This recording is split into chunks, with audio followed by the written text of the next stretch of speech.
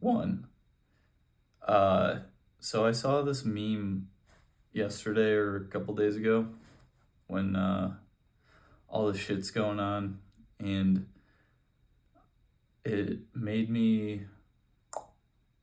I don't know what the point of this is. It's just to put my 2 cents into the ring, I guess.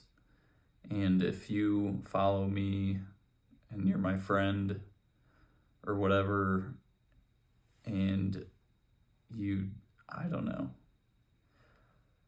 I was a huge piece of shit in high school and in college. And pretty much I started not being a piece of shit like in the last 10 years. Um, but a huge part of that was I did mushrooms with my friend. And I know this is like the most like cringe, this is like the most cringe white boy shit, but like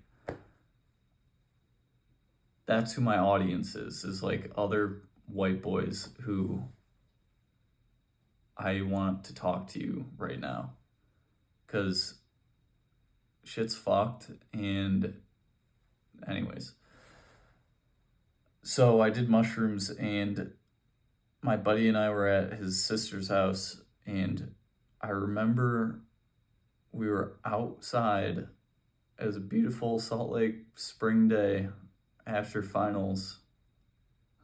I finished my finals and just instantly did mushrooms, but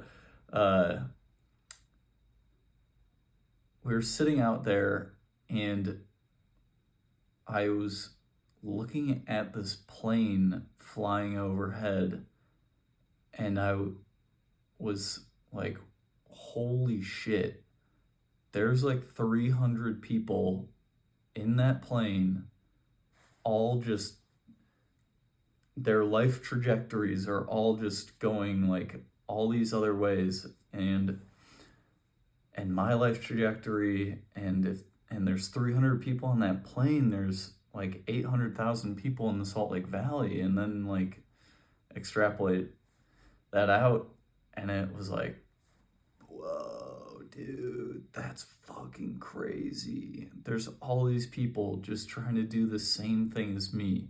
Have fun, love, laugh, live, laugh, love.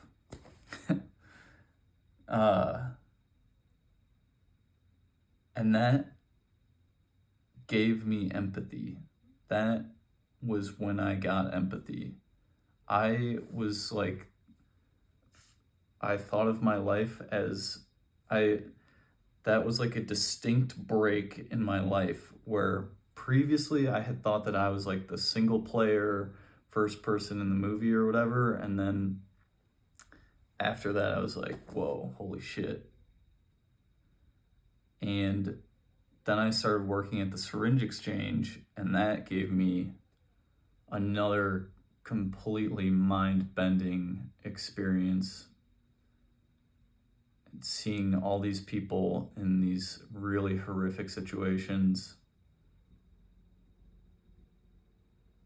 And the point of this is just to say that, like, when you see something happen, you just think, like, would I want that to be happening to me? Or would I do that to someone else? And the answer is no. And yeah, I didn't really have a point to this. I just think that empathy is the answer. Like, could you imagine? I think about this a lot, is like when people say like racist shit, like I'm Polish, and the Poles were like, no one liked Polish people, and still probably they don't like Polish people, but but then like, you know, my family members are like saying racist shit, and it's like, what, are we gonna just haze every, like, they're doing exactly what our ancestors were doing. They came here to like start a new life. I don't, it's just getting into the fucking weeds. But empathy is the answer. Think about if you were in that person's shoes. What would you do?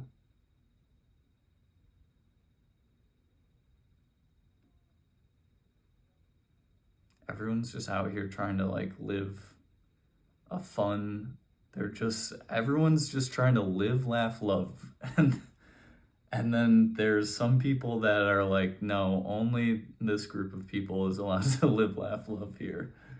And so I don't know.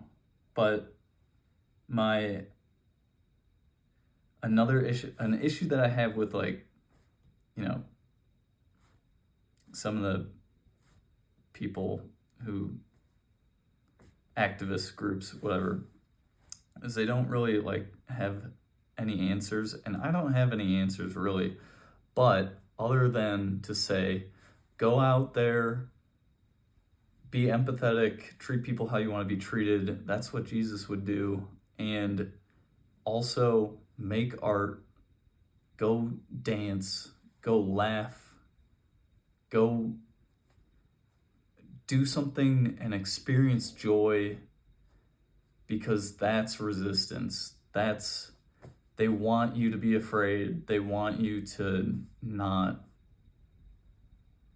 experience joy and love and laughter. Live, laugh, love. I'm going nuts, man. No, I'm not, whatever. You can decide that. Anyways, yeah, live, laugh, love.